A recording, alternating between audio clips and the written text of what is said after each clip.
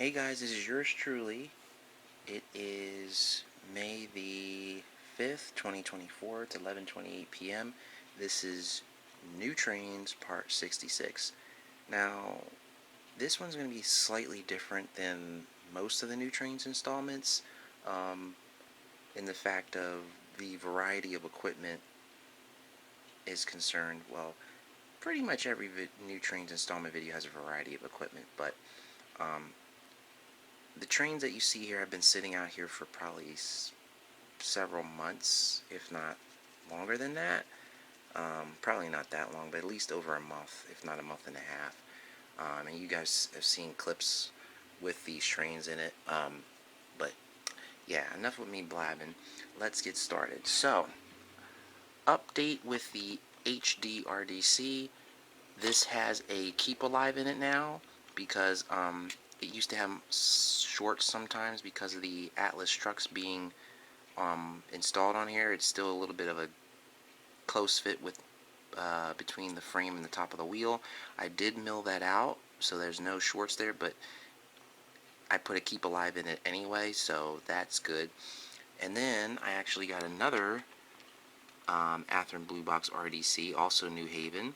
This is going to be the trailer car to this car, so that's going to be cool. And then you guys are familiar with the two FP7As that I have, the Amtrak one and the Milwaukee Road one. And then the Western Pacific U23B, I actually replaced the horn on it with a P5 horn because the one that it was supplied with was junk. This came off of a Norfolk Southern SD40-2, which was an ex-Norfolk and Western SD40-2 high hood. And then we have my Broadway Limited K4 Streamline K4 Pacific here, which you guys have seen videos with that. It's a great runner. Paid $250 for it. And then we have my Rivarossi U25C,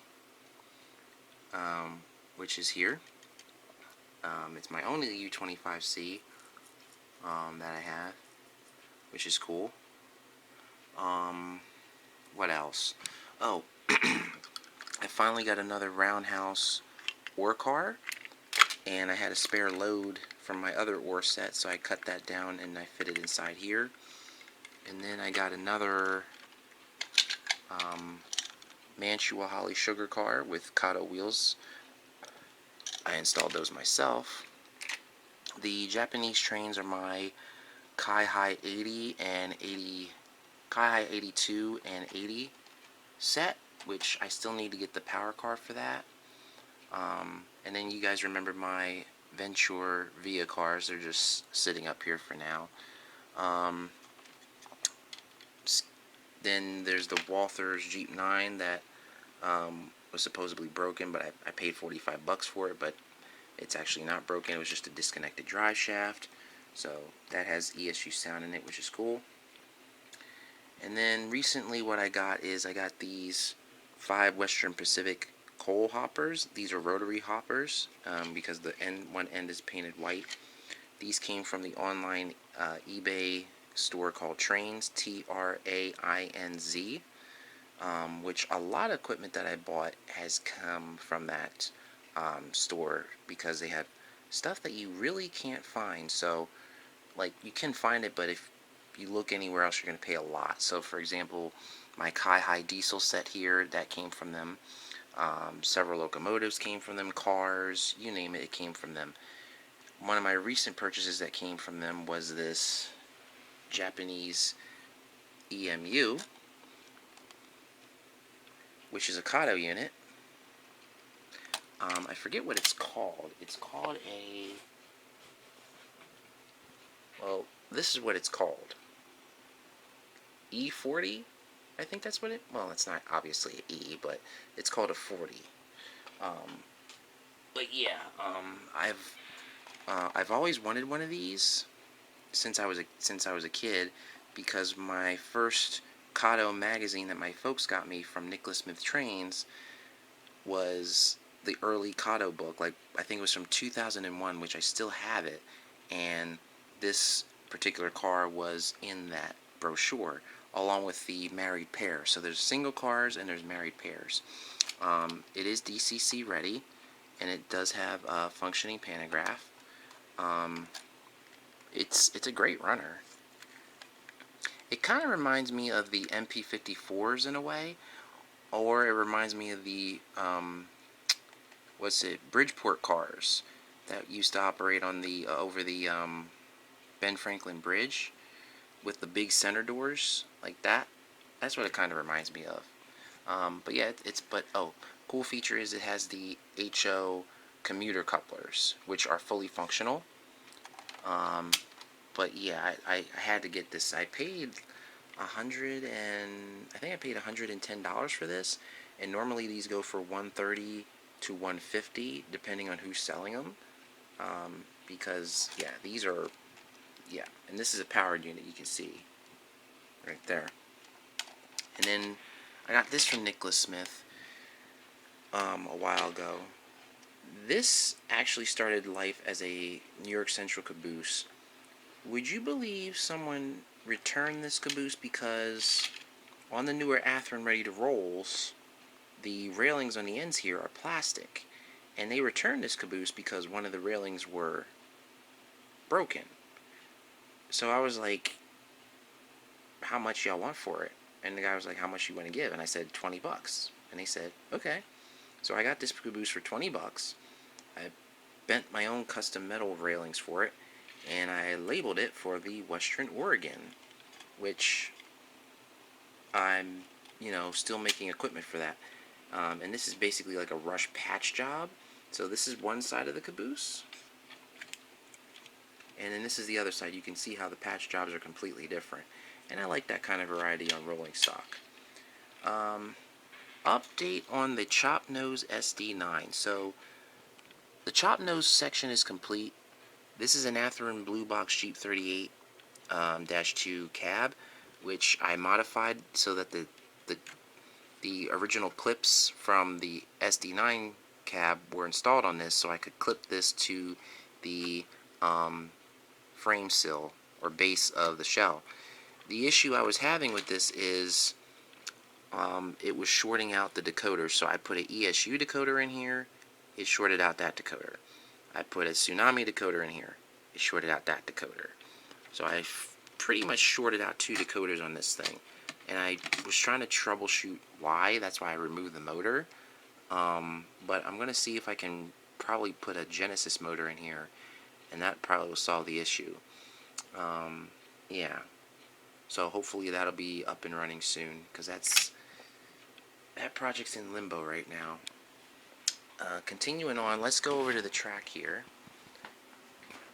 And this is my Western Oregon Bicentennial unit. I don't know why it just redded out everything like that, but this is the first Bicentennial unit I've ever painted. And then all these cars here are all Western Oregon cars.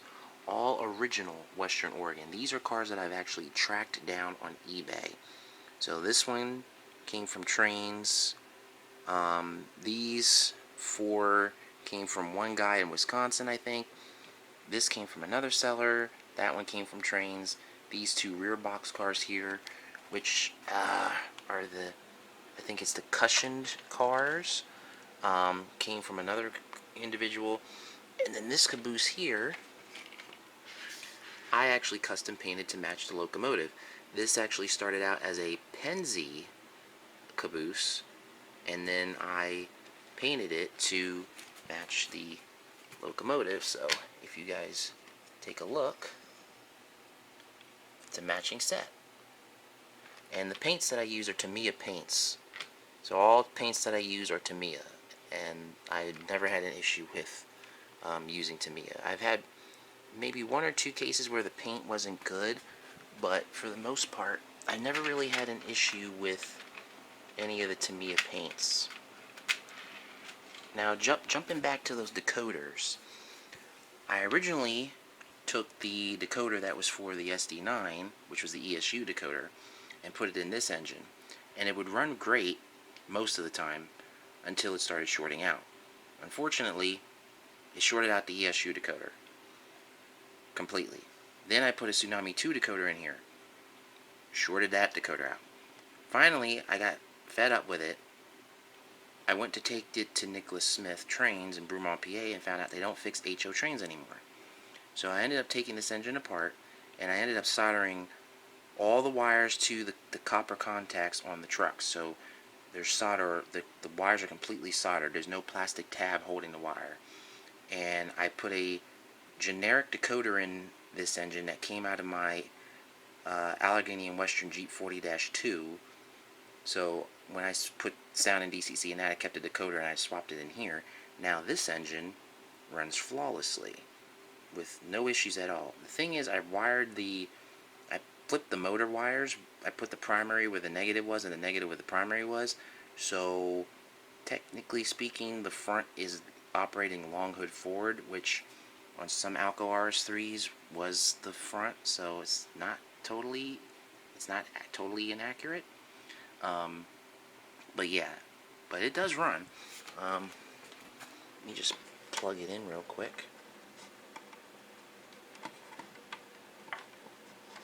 If I can get this to work, there we go. Let me see.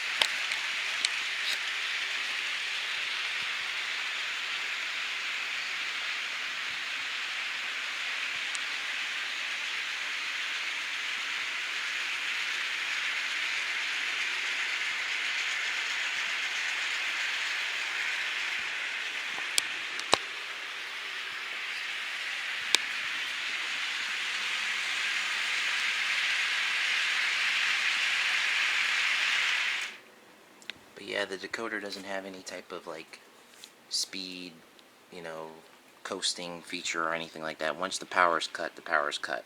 So I do have to switch out the decoder again. And again, I might just leave it alone because I'm still a little iffy about that. But that's pretty much it.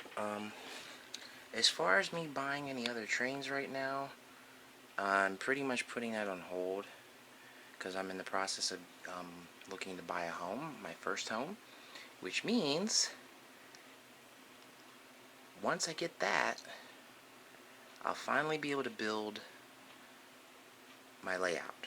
So I have all the equipment, more than enough equipment to start the layout.